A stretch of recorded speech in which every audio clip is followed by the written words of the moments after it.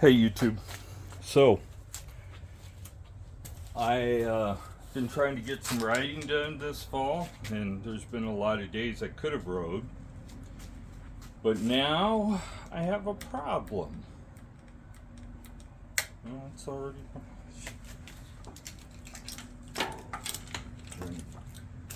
get it to shift down. Well, it's being stubborn. So I trued the wheel, did all that good stuff, and I couldn't figure out what was going on with the wheels. So no matter what I did, I was getting the same spoke noise that you get when your wheels not trued right or loose or whatever. So I started looking. I've got you guys on the tripod, so I started looking down and I noticed there's a crack there. And I see one here, and just briefly going around the wheel, that's the only one I see. So now I've got a bike that isn't really, it's not gonna strain you, but I just don't want to ride it like that, because you just never know when that wheel is just gonna self-destruct. So I went on Amazon. Of course, I talked to the dealer, and they said, well, it happens sometimes, but your bike is out of warranty. So I'm kind of stuck there with that. So I'm going to take the front wheel off too. And I'm going to, I'm supposed to be getting the wheel set today, so I'm going to take both wheels off.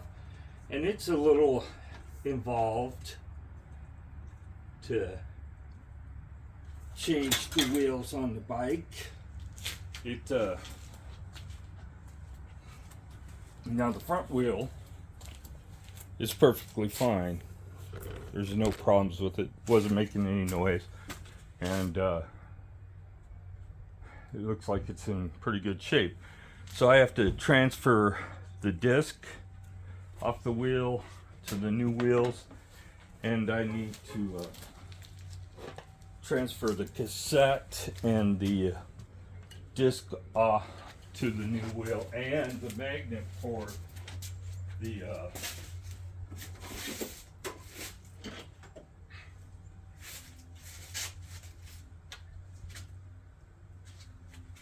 magnet for the speed sensor on the wheel. So here I am, spent let me put you guys up a little bit.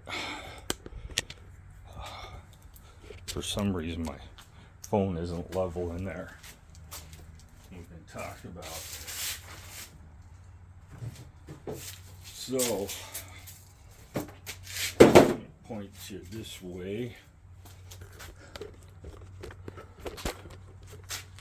So I spent, the purchase price of the bike was $28.99.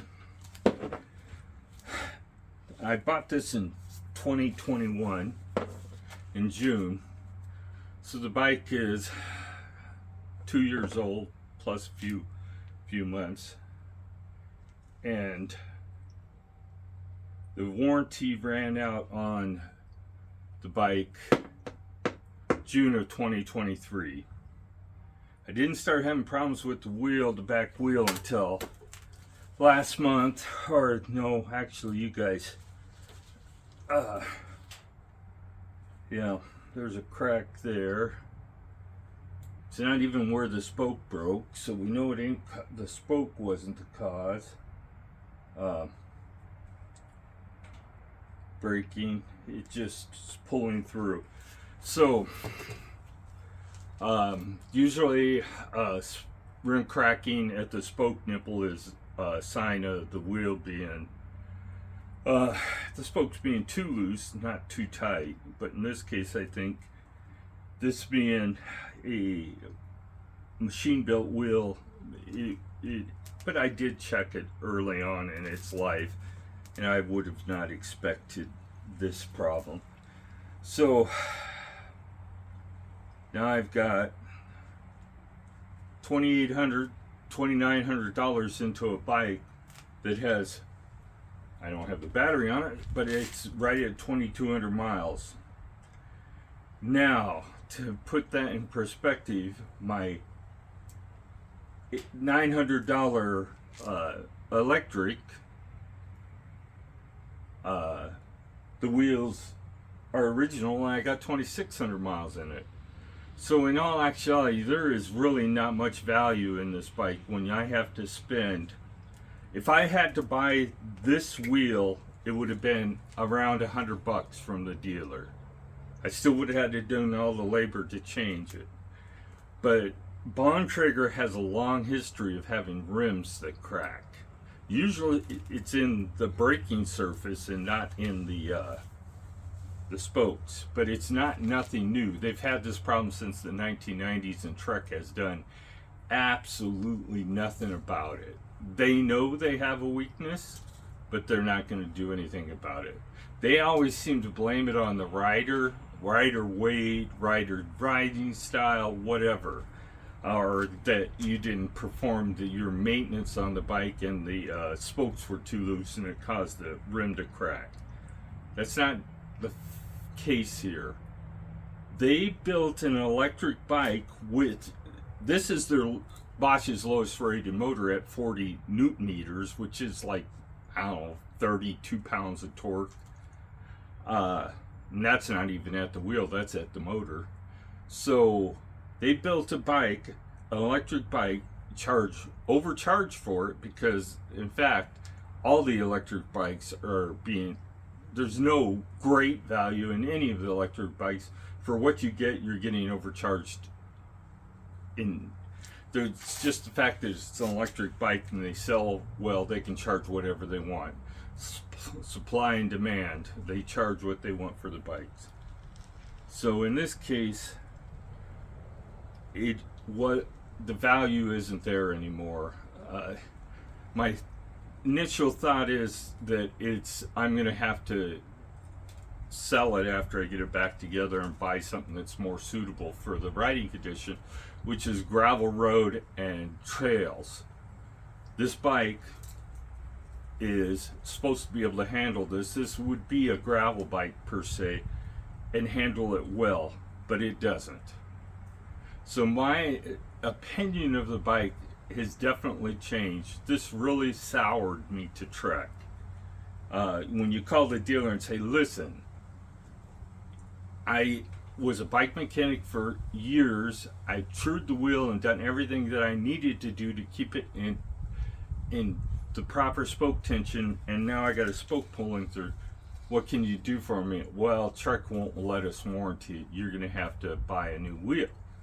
And then, of course, they want to sell you the same wheel, so they want to charge you $100. So I just went on Amazon, looked at a mountain bike wheel set, and that's what I'm going to put on it. The 29-inch mountain bike wheel set. It wasn't expensive. You can do the research. It comes with sealed bearings instead of loose bearings. So it comes with a cartridge. Four bearings in the back, 2 in the front. Same size, same hub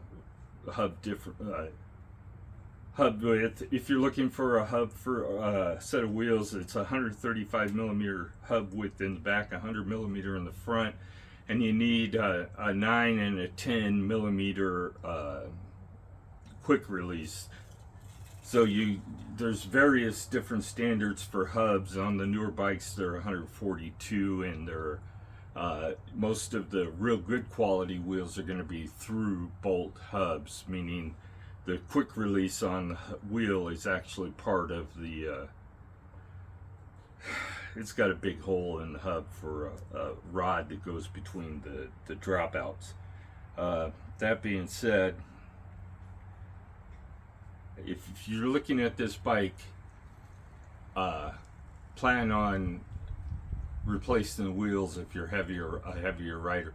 I imagine if you were a 150, 160 pound rider, you'd probably never have a problem with it. The wheels would crack eventually, but it would be 5, 6,000, 10,000 miles down the road. I got 2,200 miles out of the back wheel. Now I'm going to end up with a front wheel. I'll have a spare front wheel if I ever have a problem with it. But the back wheel just wasn't built well enough for the torque that goes through it. And that is sad. The sad part is I just had this all apart the other day to replace the spoke. I did not see the crack at that time, and I'm not sure I would have, but it became more pronounced and loud. Oh, it was bugging me.